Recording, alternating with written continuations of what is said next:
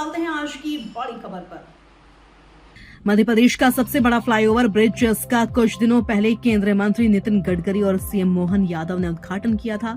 करीब 7.5 किलोमीटर लंबे 1100 करोड़ की लागत से बने ब्रिज की व्यवस्थाओं को लेकर हाईकोर्ट में याचिका दायर की गई, जिस पर सोमवार को चीफ जस्टिस संजीव सचदेवा एवं विनय सराफ की डिवीजन बेंच ने सुनवाई करते हुए सरकार को निर्देशित किया कि याचिकाकर्ताओं की ओर से जो भी मुद्दे उठाए गए हैं फौरन उस पर कार्रवाई की जाए। सरकार की ओर अतिरिक्त महाधिवक्ता हरप्रीत सिंह रूपराह ने कहा कि फ्लाईओवर पर होने वाले शोर का प्रभाव आसपास के निवासियों पर न हो, इसके लिए व्यू कटर लगाने की सभी संभावना पर विचार किया जाएगा। कोर्ट ने इस आश्वासन को रिकॉर्ड पर ले लिया। कोर्ट ने कहा कि आगामी पर्वों के दौरान भीड़ उमड़ने की संभावना के मद्देनजर जल्द से जल्द आश्वासन पर कार्रवाई की जाए। याचिकाकर्ता की ओर से सीनियर एडवोकेट आदित्य संघी ने कोर्ट को बताया कि दमोह नाका से मदन महल तक 7 किलोमीटर लंबा फ्लाईओवर व्यस्ततम आवासीय इलाके से होकर गुजरता है, जिसके दोनों ओर एकदम सटकर आवासीय कॉलोनियां लगी हैं। इसके चलते यहां रहने वालों की प्राइवेसी छिन रही है। ब्रिज में यू टर्न न बनाए जाने के चलते लैंडिंग से एक्सीडेंटल पॉइंट बनते जा रहे हैं। फ्लाईओवर पर मोड़ने के लिए समुचित संकेतक नहीं होने से दिन में कई बार बाटल नेक बन रहे हैं, जिससे जाम लग रहा है। ब्रिज रात को शराबियों का अड्डा बन जाता है, जिसके कारण छेड़छाड़ की घटनाएं बढ़ रही हैं। अवस्था को कंट्रोल करने पुलिस बल मौजूद नहीं है। जबलपुर से वाजिद खान की रिपोर्ट। देखिए, एक जो फ्लाईओवर चालू हुआ मदन महल से लेके दमोह नाका, उस पे जनहित याचिका मैंने कल बहस की और जिसमें हाईकोर्ट ने बहुत ही तुरंत न्याय दिया है। और हाईकोर्ट ने कहा है कि ये जो चीजें हैं, जैसे मेन पॉइंट जो इस याचिका में है कि पहली बात तो इसमें एक बीच में रोटरी सिस्टम चालू किया गया। ये रोटरी सिस्टम कहीं भी फ्लाईओवर में नहीं देखा गया। हिंदुस्तान के किसी भी फ्लाईओवर में या दुनिया के किसी भी फ्लाईओवर में रोटरी का प्रावधान नहीं है, क्योंकि फ्लाईओवर का मतलब ये होता है कि आप एक जगह से दूसरी जगह फ्लाई करते हो इन वे। तो आपको ये नहीं देखना है कि अब आप कैसे रोटरी में घूमते रहो। उस रोटरी को खैर अब बन चुकी है, वो अब उस डिजाइन को चेंज नहीं किया जा सकता, परंतु उसमें डायरेक्शंस की जरूरत है। उसमें कहीं पे भी ये डायरेक्शन ही नहीं समझ में आता है कि कौन सा लेफ्ट टर्न है कौन सा राइट टर्न। और पूरे फ्लाईओवर में कहीं आप चलोगे कहीं पे भी यू टर्न का प्रावधान ही नहीं है। आपको कहीं जाना है तो आप बीच फ्लाईओवर से अचानक यू टर्न लेते हैं और वो एक्सीडेंट के कारण बन रहे हैं ऑटोमेटिकली।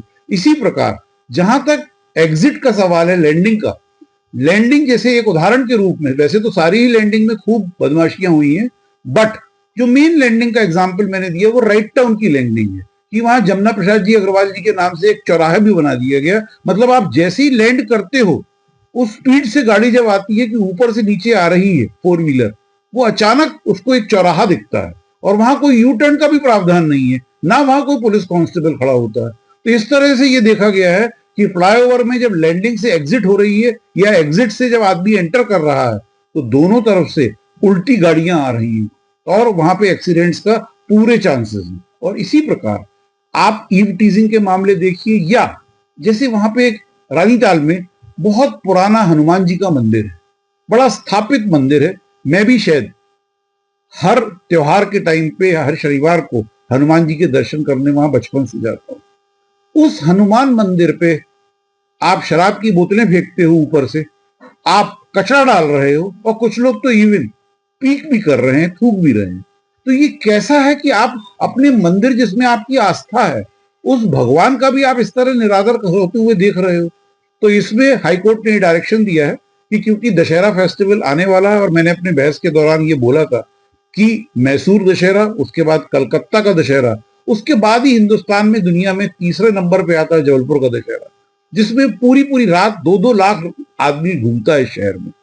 इस फ्लाईओवर के भी ऊपर लोग जाएंगे, इस कहीं भगदड़ मच गई तो इस फ्लाईओवर से, क्योंकि सरकारी वकील साहब का ये कहना था कि नहीं सर भगदड़ कहीं बचेगी तो भागने का सर, तो ऑनरेबल चीफ जस्टिस साहब ने ये पूछा कि क्या लोग अपनी गाड़ियों समेत, क्योंकि उनका कहना था सरकारी वकील साहब का कि नीचे भी रोड है, तो क्या ऊपर से नीचे की रोड पे जा सकते हो आप, पॉसिबल है, या लोग अपनी गाड़ियों के समेत कूद सकते हैं? इस प्रकार से इसमें यक्ष प्रश्न थे जिसका कल माननीय न्यायालय ने जवाब दिया और जवाब से इनको समझ में आया कि इनसे गलतियां हुई, तो इनको कहा गया है कि आप तुरंत इस पे कार्यवाही करें और हो सके तो दशहरे के पहले ही साइनेजेस, पुलिस कांस्टेबल, क्योंकि आज हो गया क्या गया है अनफॉर्चुनेटली, पुलिस कांस्टेबल्स ये सोचने लगे हैं, ट्रैफिक पुलिस ये समझने लगी है कि ट्रैफिक पुलिस का काम जो है वो सिर्फ और नेताओं की सेवा करना है नहीं, वो भारत के नागरिक से टैक्स लेते हैं, उससे उनकी तनख्वाह मिलती है। उनको सिर्फ वीआईपीज या छुटभइये नेताओं की सेवा के लिए नहीं लगाया गया, उनको सेवा करनी पड़ेगी, चाहे मजबूरन करें वो, पर मजबूरी में भी करनी पड़ेगी उनको इस देश के नागरिकों की सेवा। तो इसलिए पुलिस कांस्टेबल्स का भी प्रावधान हाईकोर्ट ने कहा कि करो तुरंत उसमें, और साइनेजेस दो, और जहां तक व्यू कटर का है, व्यू कटर को तुरंत आप कंसिडर करो और उसको इंप्लीमेंट करो।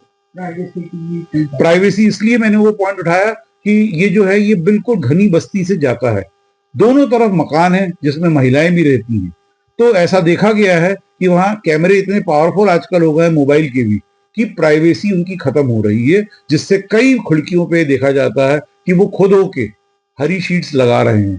पर ये एक मैंडेटरी प्रोविजन है अंडर द लॉ कि आपको व्यू कटर लगाना जरूरी है, कहीं आप घनी बस्ती से फ्लाईओवर को बना रहे हैं। क्वालिटी ऑफ जहां तक फ्लाईओवर है उस पे मैंने अभी कोई मुद्दा नहीं उठाया, हालांकि देखा जाए तो क्वालिटी का फ्लाईओवर जो है वो भी अपने आप में बहुत से यक्ष प्रश्न पैदा कर रहा है।